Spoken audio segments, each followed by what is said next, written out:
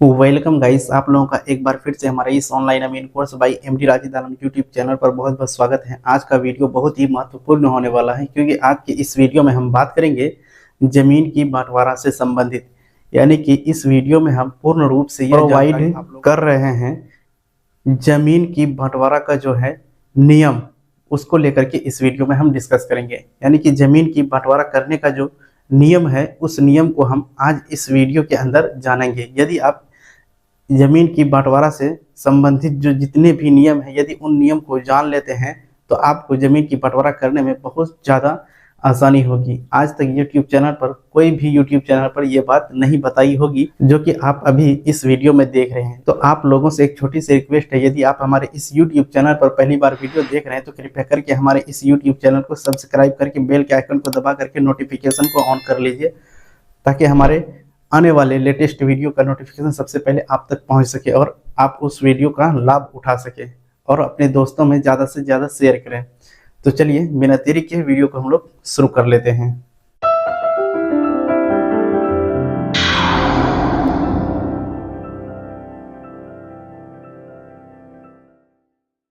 आज के इस वीडियो का टॉपिक है जमीन की बंटवारा का नियम। जी हाँ, आज की इस वीडियो में हम जमीन की बंटवारा का जो नियम है उस नियम को हम लोग बारीकी के साथ देखेंगे और समझेंगे कि आखिर नियम क्या है।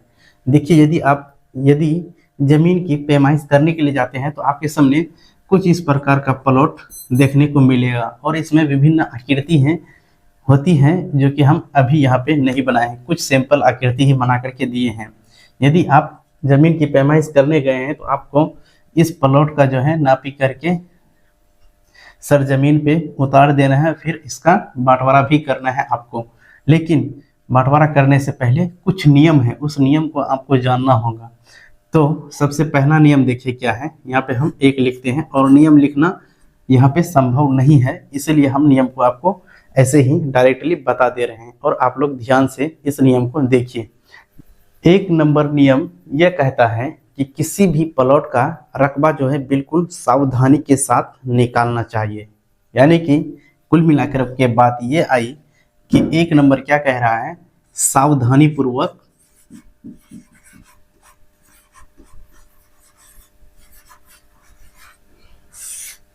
क्या करना है, सावधानी पूर्वक जमीन का जो है रकबा निकालना है। पहला नियम कह रहा है किसी भी प्लॉट का जो है हम लोग क्या करेंगे, सावधानी पूर्वक जो है रकबा निकालेंगे। चलिए फिर अब हम लोग देखते हैं दूसरा नियम पे। यहाँ पे फिर हम 2 लिखते हैं, ये हुआ मेरा 2। चलिए देखते हैं इसमें कि दूसरा नियम क्या कह रहा है। हमारा दूसरा नियम कहता है कि यदि प्लॉट अनियमित आकार का है तो ऐसी परिस्थिति में आप जो है उस प्लॉट को जो है विभिन्न टुकड़ों में काट करके उसका रकबा ज्ञात करेंगे। ये मेरा दूसरा नियम कह रहा है। तो दूसरा नियम में क्या कह रहा है, प्लॉट यदि अनियमित आकार का है तो ऐसी परिस्थिति में आप जो है 1 से अधिक टुकड़ों में काट करके उसका रकबा ज्ञात करेंगे। अब जाकर के हम लोग चलते हैं फिर तीसरा नियम में। तीसरा नियम के बारे में हम लोग जानने की प्रयास करते हैं।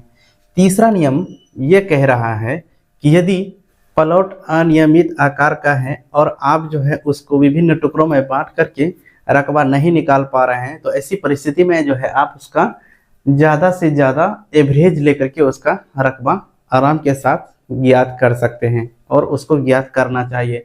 और आप जो है नापी करेंगे तो नापी यानी एवरेज का मतलब होता है कि यहाँ से 1 जरीब की दूरी यहाँ लेना है, फिर यहाँ से 1 जरीब की दूरी यहाँ लेना है, उसके बाद यहाँ से यहाँ तक की जो दूरी है नक्शा पे ज्ञात करना है, फिर यहाँ से यहाँ तक 1 जरीब, फिर यहाँ से यहाँ तक 1 जरीब, इस तरह से फिर इसको ले करके ज्ञात करना है।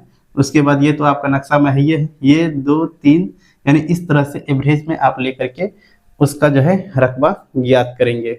चलिए अब हम लोग फिर जानते हैं चौथा नियम। हम यहाँ पे लिखते हैं 4।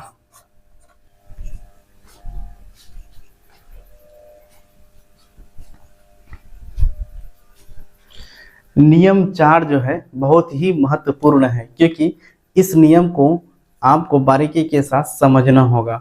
तो समझना क्या है, देखिए नियम 4 ये कह रहा है कि यदि आप नक्शा की पैमाइश करके उसका रकबा निकाल रहे हैं तो एक ही कंडीशन होना चाहिए, चाहे यदि आप कड़ी में नक्शा को माप रहे हैं तो कड़ी में ही उसका रकबा निकालिए, यदि आप फीट में अगर नाप रहे हैं, फीट गुणिया से अगर नक्शा को नाप रहे हैं तो ऐसी परिस्थिति में आप फीट में ही उसका रकबा निकालने की प्रयास करें। तो ये 4 नंबर कह रहा है। अब 5 नंबर और लास्ट नंबर ये थोड़ा सा बड़ा है, लेकिन ये सब नियम का जो है बाब है। इस नियम को फॉलो करना ही आपकी सबसे बड़ी जिम्मेदारी होगी, क्योंकि यहीं पे अक्सर आदमी जो है गलती कर बैठते हैं। तो सबसे पहले हम लोग लिखते हैं नियम 5। नियम 5 हमारा ये कह रहा है कि यदि आप किसी भी प्लॉट का रकबा अगर कड़ी में निकाल रहे हैं, यानी कि वर्ग कड़ी में, अगर वर्ग कड़ी में अगर निकाल रहे हैं तो आपका जो है वर्ग कड़ी में ही बंटवारा होगा। यदि आप स्क्वायर फीट में अगर रकबा निकाल रहे हैं तो उसका बंटवारा स्क्वायर फीट पे ही होगा, ना कि डिसमिल में। जैसे कि हम लोग यहाँ पे छोटा एग्जाम्पल के तौर पे हम लोग जानते हैं, जैसे कि हम कड़ी गुणिया से किसी प्लॉट का, मान लीजिए कि ये वाला प्लॉट का हम लोग रकबा निकाले हैं, मान के चलते हैं कि ये मेरा रकबा जो हो गया है 44,000, ये मेरा जो है 44,000 हो गया है, इतना है। अब मान लीजिए कि इसी प्लॉट का अगर बंटवारा करना है 5 पार्ट में या फिर 4 पार्ट में, तो इसको कैसे करेंगे? 44,000 में से आपको जो है, मान लीजिए इस प्लॉट को 4 भाग में करना है, तो आपको जो है 44,000 में जो है क्या करना है, 4 से भाग कर देना है, 1144। यानी कि कहने का मतलब यदि आप काटेंगे तो 4 भाग में यदि इसको बांटेंगे तो कितना आना चाहिए, 11,000 पर पार्ट का आना चाहिए। 4 पार्ट में जब हम डिवाइड किए तो 11,000 में आना चाहिए। ये जो है कड़ी वाला है, यानी कि वर्ग कड़ी वाला, ये बहुत ही आसान है। यदि आप फीट में जाते हैं तो वहाँ पे थोड़ा सा दिक्कत होगा। दिक्कत क्या होगा कि यदि आप इसका रकबा निकाल रहे हैं, मान लीजिए ये वाला प्लॉट, इस प्लॉट का यदि आप रकबा निकाल रहे हैं 12,900, इसको फीट स्क्वायर अगर कर देते हैं तो इतना आ गया। तो ऐसी कंडीशन में लोग क्या करते हैं, सबसे पहले करते हैं लोग क्या कि इसको 435.6 से भाग कर देते हैं। बोलिए क्यों? क्योंकि इसको जो है स्क्वायर फीट में नहीं रख करके उसको डिसमिल में कन्वर्ट कर देते हैं। सबसे बड़ी भूल वो यही पे करते हैं। डिसमिल में बदलना जायज है, ताकि पार्टी को आप बता सकते हैं कि इतना डिसमिल जमीन हुआ आपका, और जाकर के उसका जब बंटवारा करने का नियम आता है तो आप जो है उसको डिसमिल में नहीं करेंगे। नियम क्या कह रहा है, डिसमिल में नहीं करेंगे। अब मान लीजिए इस प्लॉट को 3 भाग में बांटना है, तो ऐसी परिस्थिति में क्या करेंगे, सबसे पहले आपको ये वाला निकालना है। कितना था ये मेरा, देख लीजिए, यहाँ पे लिखते हैं 12,900 फीट स्क्वायर या स्क्वायर फीट, इतना हुआ। इसको 3 भाग में बांटना है, तो यहीं पे हम 3 से भाग कर देंगे। 3 चक 12, 3 तिया 9, उसके बाद जो है 00, इस तरह से ये कट जाएगा। कहने का मतलब हुआ कि प्रत्येक पार्ट में जो है 4300 फीट स्क्वायर जो है जमीन होना चाहिए। यदि आप इस तरह से बंटवारा करेंगे तो आपका बंटवारा बिल्कुल सही होगा। और जा करके इसमें कुछ लोग करते क्या है कि सबसे पहले इसको जो है इस तरह से निकालेंगे, 435.6 से भाग दे देंगे, उसके बाद जो है इसको डिसमिल बना देंगे। अब डिसमिल जो बनाएंगे तो उस डिसमिल को ये लोग 3 भाग में बांटेंगे, और 3 भाग में बांटने के बाद जब उसको कटिंग करने के लिए जाएंगे जमीन, मतलब इस प्लॉट को जब कटिंग करेगा तो फिर जो है वो डिसमिल को फिर जो है क्या करेंगे, 435.6 से गुना कर देंगे, यानी कि घुमा फिरा के फिर वो इसी पे ही आएगा, यानी कि इतना पे ही आएगा। तो हम लोग सीधा क्या करेंगे, इतना स्क्वायर फीट जो है इसी में से डायरेक्ट भाग दे देंगे, तो मेरा जो है प्रत्येक का हिस्सा आराम के साथ निकल जाएगा। तो ये है प्रमुख नियम। इस नियम को आप लोग सावधानी पूर्वक देखिए और समझिए। जहाँ पे समझने में दिक्कतें आ रही हैं तो आप हमारे YouTube चैनल का कमेंट बॉक्स खुला हुआ है, वहाँ पे कमेंट करके हमें बताएं।